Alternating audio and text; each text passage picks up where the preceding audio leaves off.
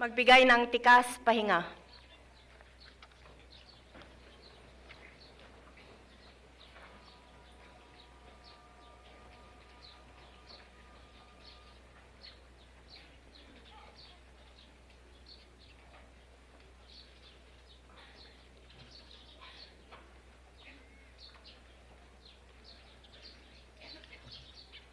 Brigadier General Andrew Francisco, Chief Justice Marcelo Fernan, Secretary Fidel Ramos, General Renato de Villa, Your Excellencies of the Diplomatic Corps, distinguished members of the Senate and the House of Representatives, the Makatao Class of '89 and the Corps of Cadets of the Armed Forces of the Philippines, fellow workers in government, honored guests, ladies and gentlemen. This will be the last PMA class to have witnessed from this hill the great historic events that unfolded in our country below. The Academy's commencement exercises have been moved closer to the anniversary of those events, not deliberately to connect the two events, yet the change has produced the deepest symbolism.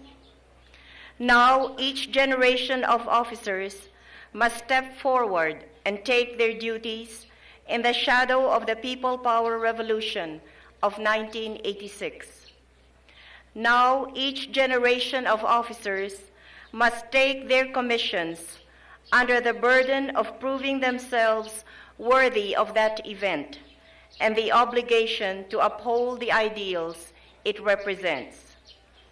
In that light, I ask all Filipinos to join in dedicating the next generation of officers to the ideals of the revolution: freedom, justice, and national reconciliation. 3 years after EDSA, the freedom is unquestionable, but the work of justice has barely started, and national reconciliation is still a dream. Yet the duty stands, incumbent on officers and men, on President and nation, to complete the work of justice and realize the dream of national reconciliation in the fullness of freedom that we enjoy. Those who made the revolution may never see reconciliation completed. For some, the wounds have been too deep to ever heal completely. Yet we cannot give up. We cannot concede that we and our posterity must forever array our forces on lines of opposing views, the left against the right, and both against the center. For this would be the ultimate betrayal. It would be the betrayal of those who fought and died, he and many others, in the dark night of the dictatorship, for just such a reconciliation. It would be a betrayal of the spirit of the people who turned a near bloodbath into a miracle of compassion. No, the work must go on to reconcile the factions that still threaten to rend our society and the opponents of democracy to our unshakable resolve to make it endure. But if we cannot mend the quarrels and divisions of the past, at least let us not hand them down to the next generation.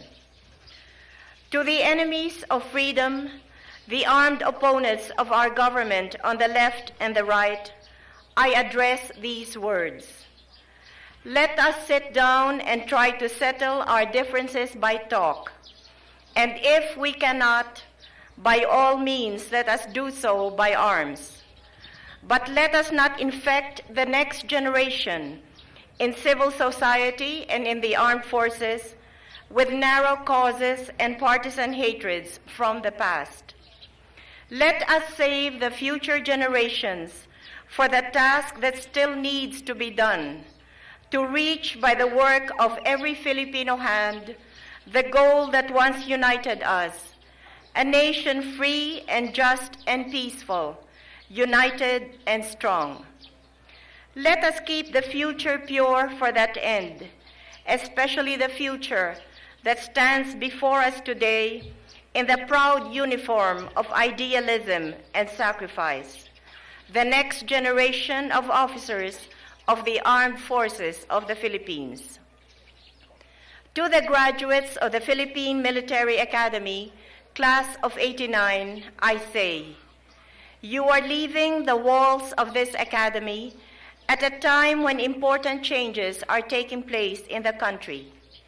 You will step forth from this day into a country of refired hopes, of real progress, and of better prospects of peace than our troubled land has had for a quarter of a century.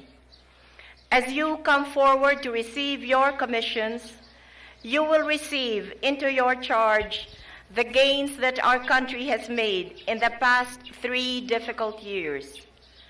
These gains are very important. They were made in the face of the gravest threats and the most daunting challenges. Every step forward was bitterly contested and stoutly held. Not an inch of ground was surrendered. In 3 years, we reversed this country's descent into economic collapse, political disintegration, and social revolution, and started our ascent to the future. It is so easily forgotten how bad the situation was. But for those of us who have helped raise this country from desolation and despair, we remember it well. We built it up stone by stone in the teeth of our enemies who mocked the halting progress of the country they had crippled. We plodded on, we persevered to reach this day and beyond it to the future that we all seek.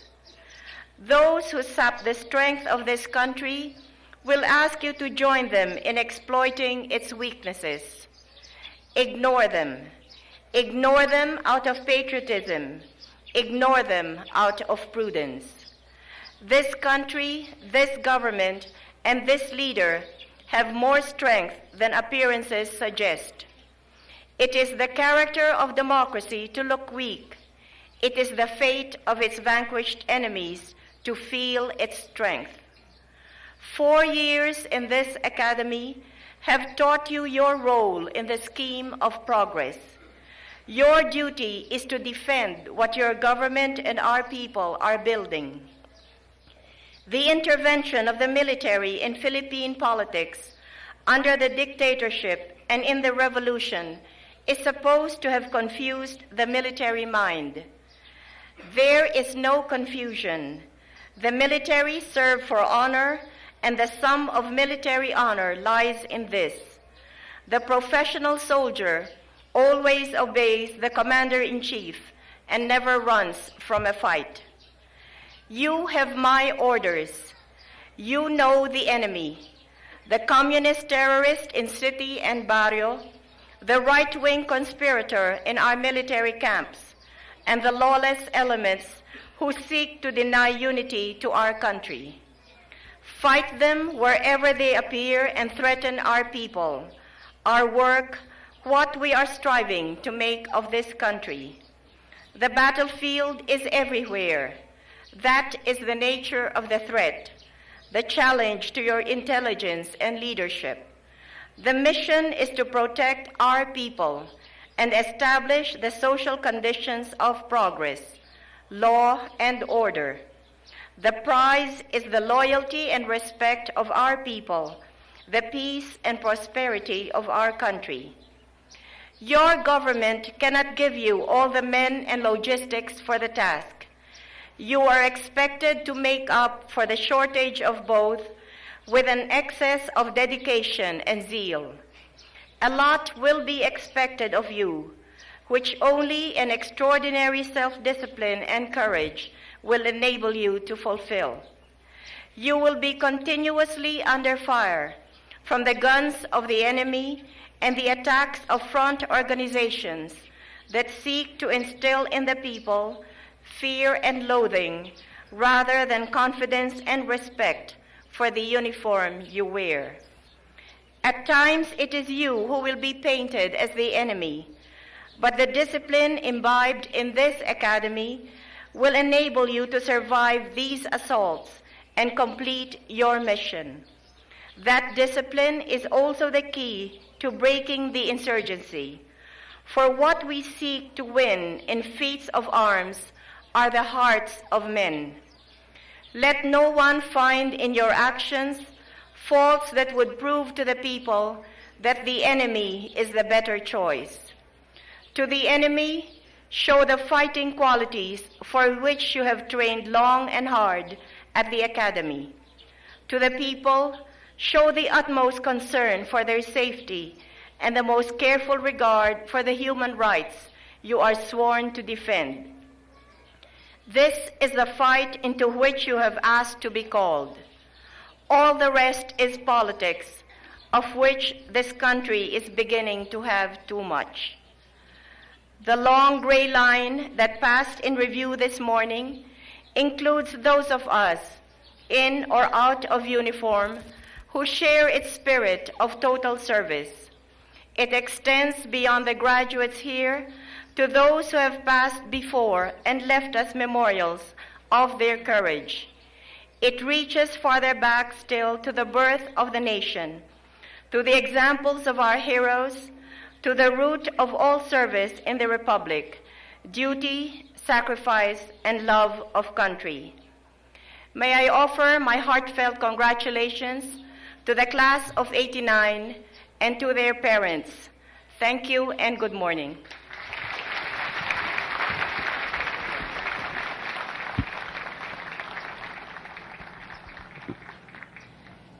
In observance of time-honored tradition of the Philippine Military Academy, and on the occasion of my official visit to the Academy, I, Corazon Aquino, President of the Republic of the Philippines and Commander-in-Chief, Armed Forces of the Philippines, hereby pardon all outstanding punishments of the Cadet Corps as of this date, granted this 19th day of February in the year of our Lord, 1989.